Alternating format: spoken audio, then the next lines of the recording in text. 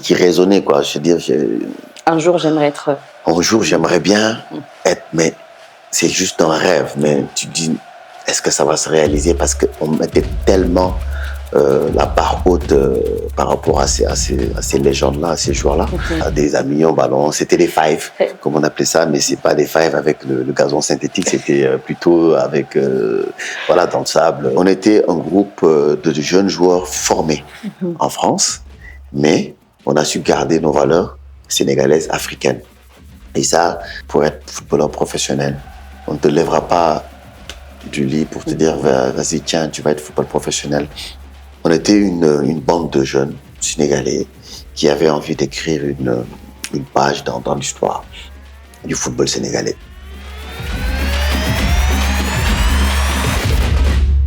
Bonjour à tous, bienvenue sur votre émission Emma, écoute-moi aussi.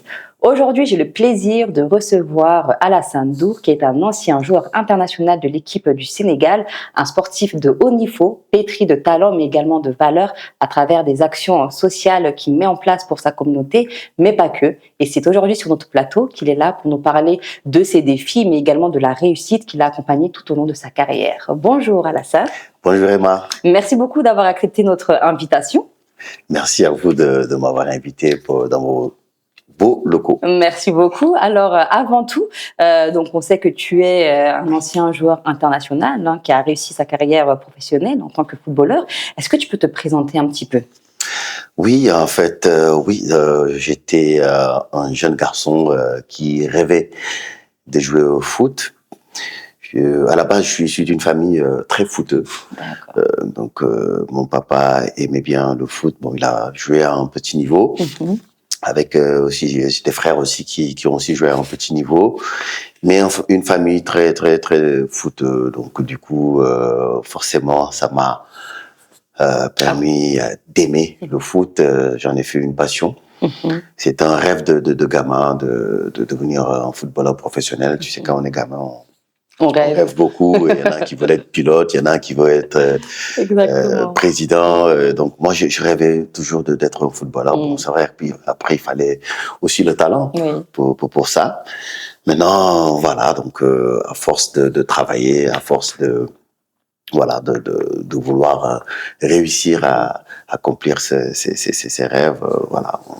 On a réussi un peu à gravir les échelons, voilà, et atteindre ton rêve. Atteindre le rêve, oui. Donc, en étant professionnel, en faisant quand même un assez beau parcours dans le football. Exactement. Donc, c'est vraiment un contexte familial qui t'a donné cet amour-là pour le football, qui t'a donné aussi cette passion que tu as vécue et que tu vis encore au jour le jour. Est-ce que tu peux revenir un peu sur les premiers pas vers ta carrière footballistique et sur ce qui t'a animé pour devenir aujourd'hui Alassane Ndour qu'on connaît tous? Oui, les premiers pas, c'est dans le quartier toujours.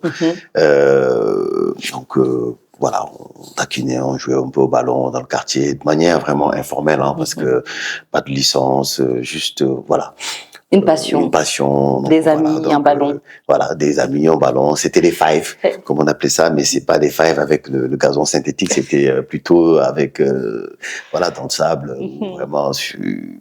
C'était dur de jouer parce qu'il fallait contrôler les cailloux, l'adversaire, le sable, le ballon, qui n'étaient pas peut-être aux normes d'aujourd'hui, mais tout ça, c'est des choses qui nous ont aidés dans cette passion-là à surmonter les difficultés. Maintenant, c'était des petits matchs par-ci, par-là. Et à partir de là, il y avait un recruteur qui s'appelait Amadou Touré, donc du club de Yogo. Donc, qui a quand même qui m'a repéré quand je jouais dans le quartier. Donc, à partir de là, rapidement, il a essayé de convaincre ma famille parce que j'étais très jeune, j'avais 16 ans, pour aller en France faire des essais à l'AS Saint-Étienne, où j'ai été formé. Donc, c'était difficile parce que ma mère ne voulait pas, parce que j'étais très jeune. Elle avait peur peut-être? Elle avait peur, oui, forcément, parce qu'à 16 ans, on ne connaît pas grand-chose dans la vie. Mais bon, c'est comme ça, comme on dit, c'est le chemin du footballeur, parce que il faut commencer tôt. avoir une bonne formation et puis exercer son métier. Et à partir de là, c'était pas simple, mais c'était pas compliqué parce que j'avais juste un visa de 5 jours qu'il fallait. En même temps, moi, j'étais confiant. Je savais que voilà, je pouvais quand même en 5 jours réussir des tests. Mais il fallait quand même montrer beaucoup plus que les autres qu'on va trouver sur place.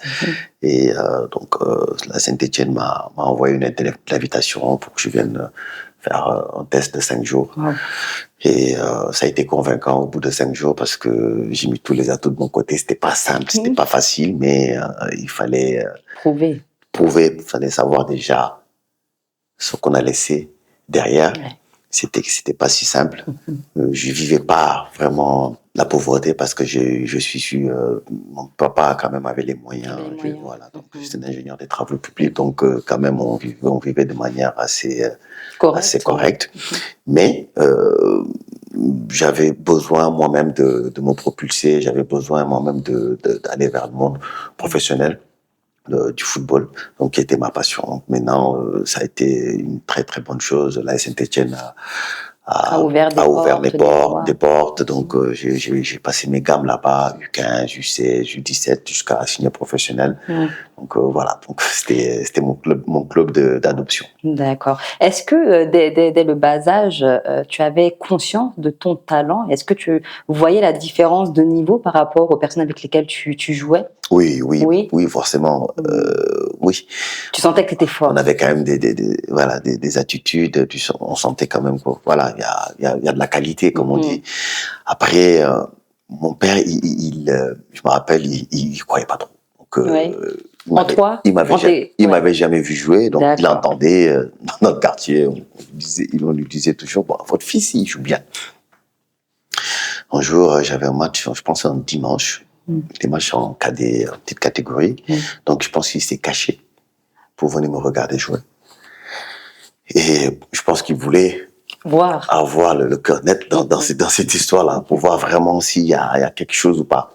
Et c'est ça qui est important, parce que je pense que quand on est parent, il faut accompagner les enfants, mais quand il le faut, quand il y a lieu de les accompagner, parce que souvent on voit des parents qui veulent que leur enfant soit footballeur, mais les enfants n'ont pas les attitudes ni l'habilité d'un footballeur.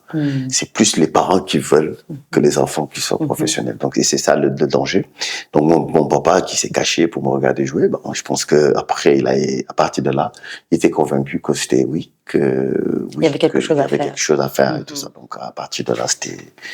Et tu as été joueur professionnel pour l'équipe du Sénégal.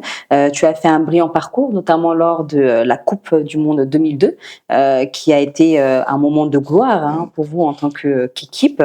Qu'est-ce qui a fait la force de cette belle génération, selon toi?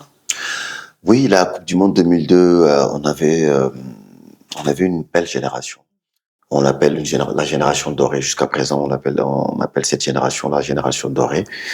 On était une bande de jeunes Sénégalais qui avaient envie d'écrire une page dans l'histoire du football sénégalais. Donc, avec un bon entraîneur qui s'appelait Bruno Metsu, que son âme repose en paix. Et il a réussi à faire un groupe de bons joueurs du moment, une belle sélection. Et à travers ce groupe, il nous a inculqué des valeurs. Donc, on avait déjà nos valeurs africaines, sénégalaises. Il nous a inculqué des valeurs professionnelles, des valeurs pour réussir dans ce monde du football africain, parce que nous tous, nous jouions en France. Moi, j'étais à la Saint-Étienne, là, il était à Lens, Pape Sarr était à Lens, Bouba à Lens, Fadiga à Auxerre, Habib à Strasbourg, Habib Bey. Donc, on était un groupe de jeunes joueurs formés en France, mais on a su garder nos valeurs sénégalaises, africaines.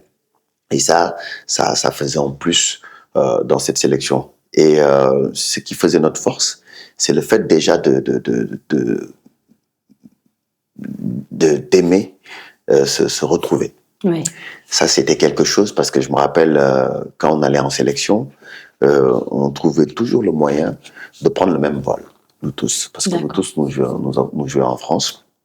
On prenait le vol à partir de Paris et jusqu'à Dakar. Voilà, c'était des discussions, c'était des blagues, des retrouvailles. Donc on était déjà contents de se retrouver. Et donc ça se voyait sur le terrain qu'on avait envie, voilà, de se retrouver, qu'on avait envie de jouer ensemble et tout ça. Donc ça se voyait, ça c'était une bonne force. Et avec aussi des joueurs aussi de qualité, hein, parce que dans cette sélection, on a eu des joueurs comme El Hadjouf qui a été quand même double ballon d'or. On a eu de très très bons autres joueurs. Donc une belle génération qui a marqué le football sénégalais, où on est quart de finaliste de la Coupe du Monde. On est finaliste de la CAN 2002 aussi au Mali, où on a perdu la finale contre le Cameroun. Donc voilà, donc je pense qu'on a essayé de mettre, d'écrire une page dans cette histoire du football sénégalais. Donc même si on n'a pas gagné de titre, on a quand même réussi à amener le Sénégal à un niveau qu'il avait jamais connu. Donc, c'est-à-dire en Coupe du Monde, déjà, le fait de se qualifier, c'était pas facile dans une poule difficile. Il y avait l'Algérie, l'Égypte, le Maroc. De très belles équipes. De belles équipes qui avaient même l'habitude d'aller en Coupe du Monde. Nous, on ne connaissait pas, on était des novices. Et on s'était tellement bien battus, tellement bien représenté le Sénégal, que voilà, qu'on a mis notre histoire dans le football africain. Donc même au-delà des capacités individuelles, il y avait cette synergie, cette cohésion d'équipe-là qui a justement favorisé cet objectif de réussir et de gagner. Est-ce que ça a joué aussi sur cette belle génération dorée? Oui, toujours, parce que la cohésion, en fait, c'est ça qui donne le ton, en fait. On avait une très bonne cohésion, parce que quand vous voyez parfois une équipe bien jouer sur le terrain, on se dit souvent que le vestiaire vit bien. Voilà, donc il y a moins de problèmes. Il y a toujours des problèmes, forcément, quand il y a une association de personnes, forcément, parce que on est tous différents. On est tous différents, donc on vient d'horizons, voilà, différents, donc forcément, il peut avoir des problèmes. Mais quand le vestiaire vit bien, forcément, ça se transcende, ça se voit sur le terrain. Donc ça, c'était une de nos forces. On avait aussi des joueurs de caractère aussi qui arrivaient à canaliser l'équipe, comme un joueur comme notre capitaine Aliou Cissé, qui est le sélectionneur du Sénégal d'aujourd'hui. Donc lui, c'était pratiquement le deuxième coach, mais sur le terrain. Donc il arrivait bien aussi à reprendre les gars quand on se déconcentre ou bien quand on sort un peu du match, il arrivait bien à nous remettre dans le bain. Donc tout ça, c'est des ingrédients dans une équipe qui font que ça donne bien. Voilà, ça faisait partie des forces de cette équipe-là. De cette équipe. Que représente pour toi l'équipe nationale en tant que Sénégalais, et qu'est-ce qui t'a motivé à porter ce maillot? Ça représente la fierté. Ouais. La fierté, parce que c'est aujourd'hui comme la consécration pour un jeune joueur, parce que on regardait l'équipe nationale comme voilà, c'est les héros. Parce que je me rappelle quand on regardait les matchs du Sénégal, Jules François Bocandé, c'était des noms qui nous qui résonnaient. Qui résonnaient, quoi. Je veux dire, un jour j'aimerais être. Un jour j'aimerais bien être, mais c'est juste un rêve. Mais tu te dis, est-ce que ça va se réaliser, parce qu'on mettait tellement la barre haute par rapport à ces légendes-là, à ces joueurs-là. Donc un jour, porter ce maillot-là, est-ce que ce sera possible? C'est comme une consécration, une belle réussite. Ça demande beaucoup d'efforts, ça demande beaucoup de chance, parce que parfois on côtoie des joueurs beaucoup plus talentueux que nous, et qui arrivent, qui n'ont jamais réussi à arriver à ce niveau-là. Maintenant, ça demande tout un travail, ça demande beaucoup d'énergie, ça demande beaucoup d'organisation, ça demande beaucoup de chance aussi, parce que voilà, parfois on tombe sur des entraîneurs qui vous propulsent, qui nous mettent en avant, qui nous mettent au devant de la scène, et puis à nous de démontrer notre talent. Je pense que ça a été le cas. Donc du coup, on remercie tout le staff technique qui a cru en nous pour nous mettre dans cette équipe nationale-là, en espérant qu'on n'a pas déçu, on a apporté une petite pierre à l'édifice. Donc, tu as évolué dans plusieurs championnats au niveau international, notamment la France, l'Angleterre, la Grèce. Est-ce que tu peux parler un peu de ta carrière en tant que dans le club, et qu'est-ce qui t'a le plus marqué durant ton parcours professionnel? Bon, ce qui m'a le plus marqué durant mon parcours professionnel, forcément, c'est mon parcours sur le plan international, forcément avec le Sénégal, parce que j'ai réussi à atteindre un niveau, sur le plan international, quart finaliste de la Coupe du Monde et tout ça, finaliste de la CAN. Après, en club, j'ai eu une carrière assez atypique où j'ai pas été épargné des blessures. C'était difficile. J'ai eu un problème de genou qui m'a un peu freiné. Mais ce qui m'a le plus marqué en club, c'est mon club d'adoption, c'est l'AS Saint-Étienne.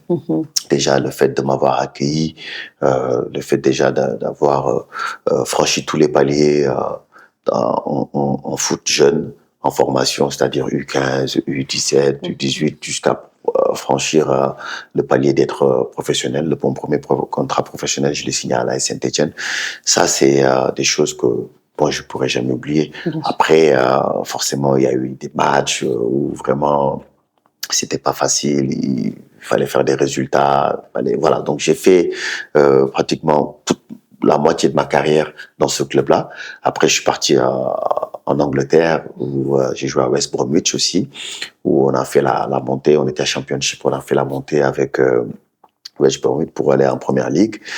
Je suis allé en Grèce en fin de contrat parce que c'était le moment où j'ai eu une blessure. Donc il fallait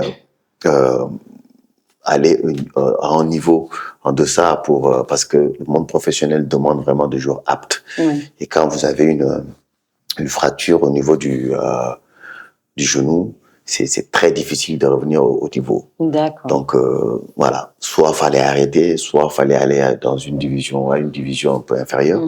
J'avais fait le choix d'aller à une division inférieure, mais après au bout de 6 mois, je me suis dit que bon, pour le monde du football professionnel, je pense que je devrais arrêter. Ah oui. Parce que tu voyais peut-être tes compétences pas être là où toi tu voulais qu'elles soient. Exactement. Donc c'était compliqué, c'était pas facile parce que tu voyais encore un avenir dans. Bah oui, parce que j'avais 29 ans, j'avais 29-30 ans, donc je pouvais encore physiquement continuer à jouer au foot, mais après je pouvais pas parce que je pouvais pas être comme on dit performant avec la blessure que j'avais. Soit je me fais greffer un cartilage comme l'a fait un peu Zinedine Zidane ou d'autres, ou soit voilà. Donc, tu acceptes ta condition. Accepte de jouer les petits rôles, jouer dans des petits clubs.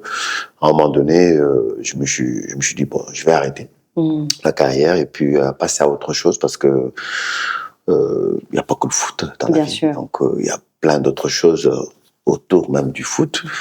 Et voilà, maintenant j'ai aucun regret parce que qui m'aurait dit à 15 ans, j'allais être footballeur professionnel, j'allais être international, j'allais mettre mon nom, voilà, dans les archives du football sénégalais. J'aurais pas signé. Maintenant, voilà, il faut prendre ce qu'il y a à prendre et puis passer à autre chose. Bien sûr. Et en tant que joueur, ça ne s'arrête pas que sur le terrain. Est-ce qu'il y a une hygiène de vie que tu as dû adopter pour rester au plus haut de tes performances? Ah oui. Donc l'hygiène de vie, aujourd'hui, c'est la préparation invisible, on appelle ça comme ça, parce que l'entraînement, c'est important, mais l'entraînement, on va dire, ça représente peut-être 80% de la réussite, mais il faut les 20% qui restent, c'est ton hygiène de vie, c'est la préparation mentale, comment tu manges, comment tu dors, et tout ça, c'est des choses qui viennent en plus de l'entraînement pour créer de la performance. Donc, si on n'a pas ça, on peut pas aller loin parce qu'on peut être bon sur un match, deux matchs. Si on n'a pas une bonne hygiène de vie, ça suit pas. Ça suit pas, on peut plonger. Donc, je rappelle que tu as été milieu de terrain pour l'AS Saint-Étienne. Avec ce club, vous avez remporté la Coupe Gambardella en 98. Est-ce que tu peux revenir sur ces moments forts? Ça, c'est des moments très spéciaux. C'est puissant parce qu'en fait, je vois le sourire. C'est les premiers trophées. Parce qu'en fait, oui, quand on arrive, c'est à 17 ans, c'est la Coupe Gambardella. En fait, c'est la Coupe de France des jeunes. Voilà, donc c'était puissant parce que je me rappelle la finale, on avait joué ça au Stade de France. Le Stade de France, c'était en 98, c'était la préparation de la Coupe du Monde 98. Donc nous avons été les premiers à jouer sur le Stade de France. Donc premier match officiel, c'était nous. Oh.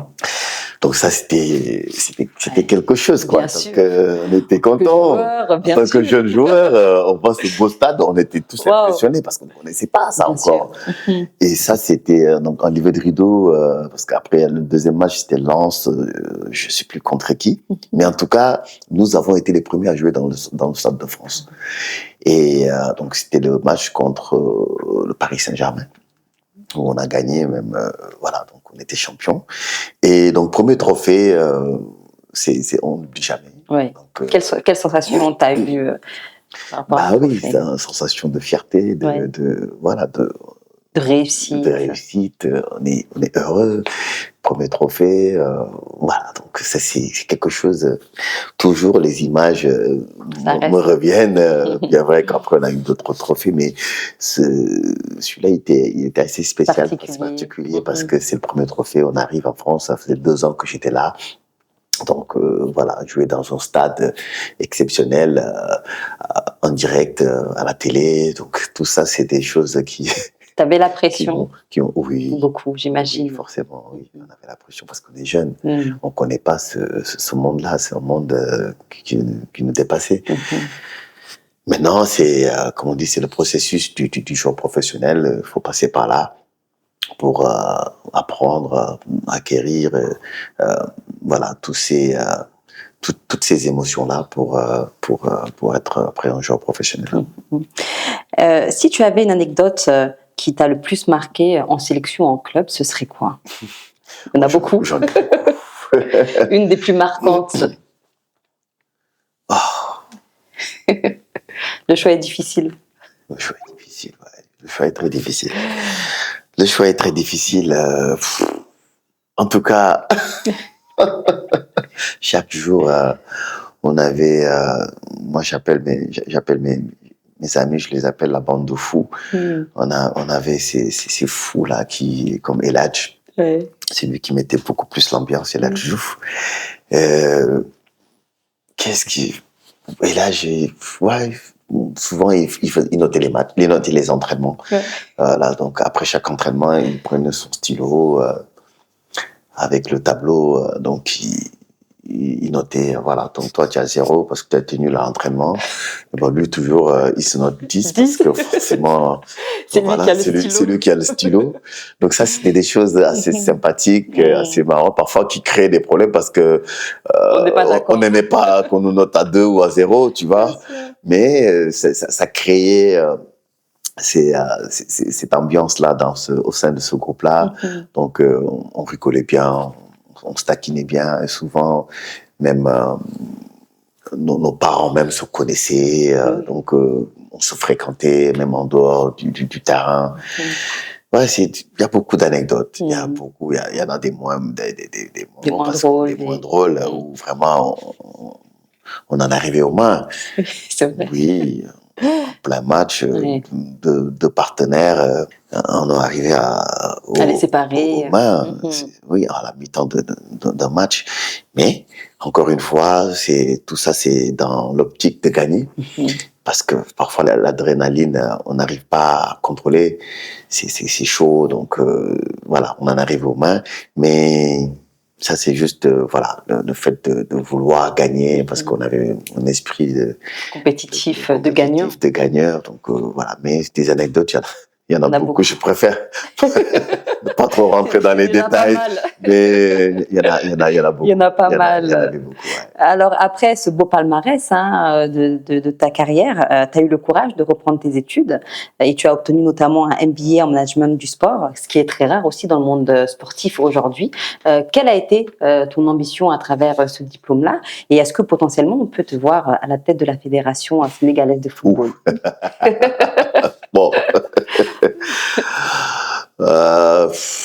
Peut-être un jour, je ne sais pas quand, mais en tout cas, on est en train de travailler sur ça pour au moins servir notre pays, que ce soit à la tête d'une fédération, que ce soit à la tête d'un club, que ce soit à la tête d'une ligue. En tout cas, on a envie de servir. Oui, c'est vrai que j'ai repris mes études à la fin de la carrière pour passer un diplôme en MBA, parce que en management du sport, parce qu'en fait, j'ai connu que le sport. Donc, j'ai pratiqué ce sport-là, qui est le football. J'en suis arrivé à un niveau professionnel. Maintenant, après ça, je pense qu'il doit falloir, j'ai pensé à me, comment on dit, me focaliser sur le plan académique, à aller acquérir d'autres connaissances. Ouais. Parce que le terrain, c'est bien, mais tout ce qui touche l'écosystème du terrain, c'est-à-dire la périphérique, il y a beaucoup de choses aussi importantes qu'il faut prendre en compte. Voilà, qu'il faut prendre en compte. Parce que quand on passe en MBA en management du sport, on apprend l'organisation qu'il faut pour ce sport-là, qui est le football, c'est-à-dire les médias, le merchandising, le marketing, tout ce qui s'ensuit pour organiser des compétitions, des matchs de football. Et ça, c'est tellement important pour qu'on dit les sportifs, parce que on peut pas tous être coach. Moi, peut-être un jour, je serai sur un banc de touche. Mais aujourd'hui, c'est important aujourd'hui de donner ce signal-là aux anciens joueurs, de se focaliser, de faire des orientations sur des formations de base pour organiser des formations pour être dans cette industrie de sport-là, parce que il est large, il y a beaucoup de paramètres à toucher. Donc ça nous donne aussi la liberté et la chance d'aller côtoyer des fédérations, d'aller côtoyer des confédérations, parce que je travaille beaucoup avec la CAF en tant que consultant, donc d'aller côtoyer aussi des clubs, d'aller côtoyer des joueurs. Donc je travaille aussi en tant qu'agent de joueurs, donc en tant que consultant de joueurs, en tant que consultant de clubs. Donc ça donne aussi de belles perspectives d'évolution au niveau de la carrière professionnelle. Absolument, c'est des belles perspectives. C'est important pour toi d'avoir ce background académique? Oui, pour moi, c'est très important, c'est primordial même. Primordial. Parce que si on veut rester dans ce monde du football, le nom ne suffit pas. On a déjà un nom, oui. Forcément, on a un nom parce qu'on a joué, on a servi en tant que footballeur. Mais après ça, pour continuer à partager son expérience, son expertise, je pense qu'il doit falloir se perfectionner, se former à l'issue de ce beau sport pour continuer aussi à servir et tout ça. Donc aujourd'hui, tu es également membre et fondateur de l'association Les Marmites du Cœur, en collaboration avec l'artiste musicien sénégalais Moustapha Dabrens. Qu'est-ce que cet engagement représente pour toi et qu'est-ce que les actions aussi sociales te représentent pour toi? Je pense que c'est l'une des choses les plus importantes que j'ai eu à accomplir dans ma vie. Les valeurs humaines, c'est important aussi. Je pense qu'il faut quand même se poser plein de questions par rapport à ces sujets-là.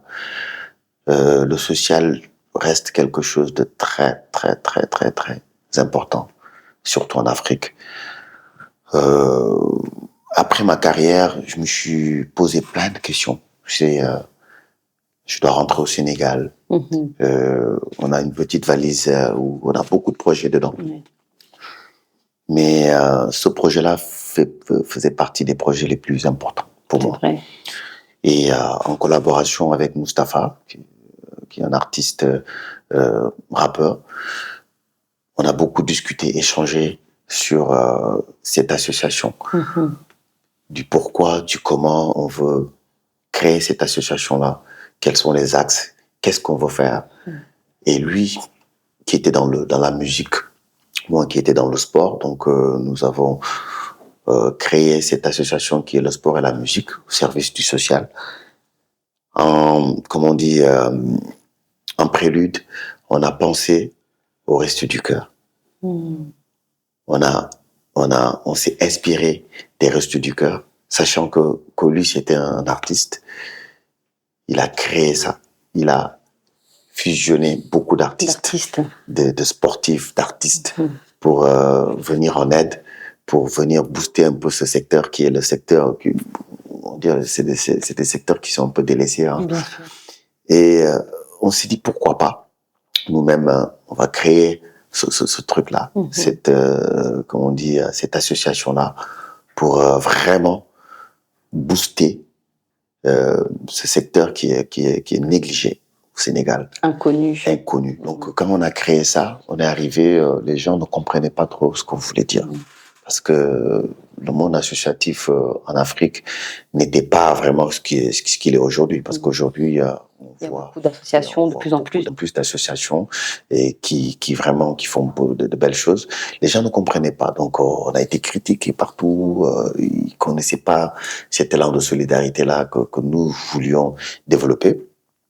Et maintenant, Dieu merci, on est à notre 15e année où vraiment on a fait de belles choses. On a vraiment sillonné le Sénégal pratiquement une dizaine de fois. Où vraiment on va donner des denrées alimentaires un peu partout. On va aider. On va aider le monde rural. Vraiment, on a construit des puits un peu partout au Sénégal. Donc vraiment, une association qui vraiment aujourd'hui impacte beaucoup dans la société des Sénégalaises.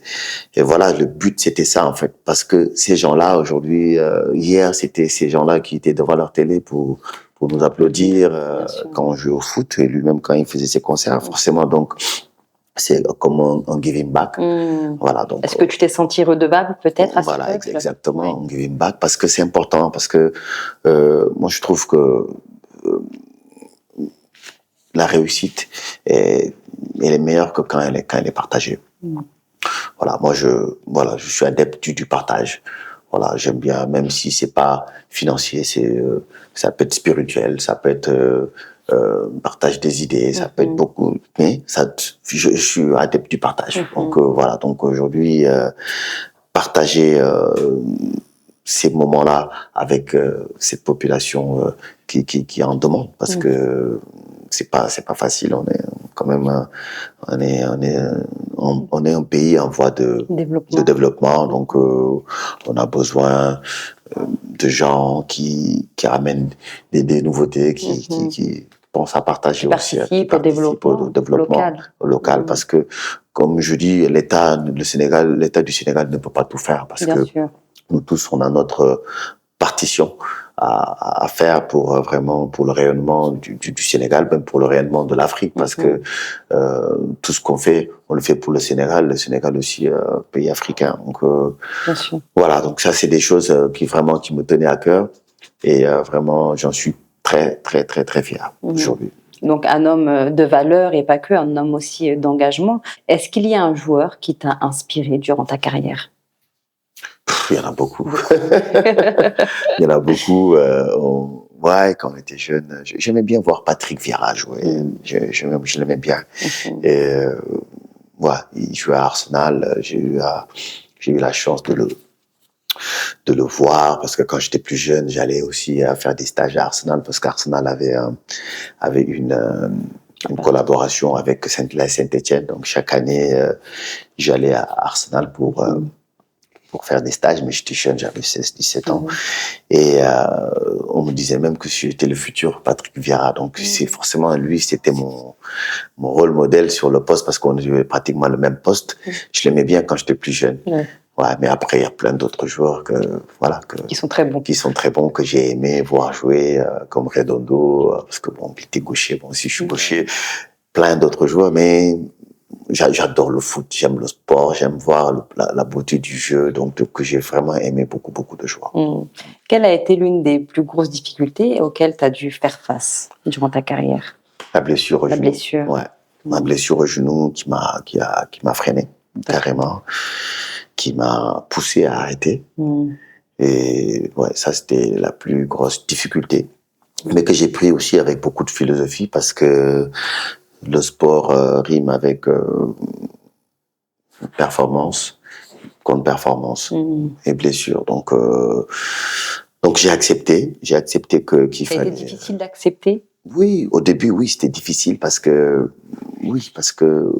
au niveau physique, au niveau âge, je pouvais encore continuer parce que j'étais pas sur la fin de carrière.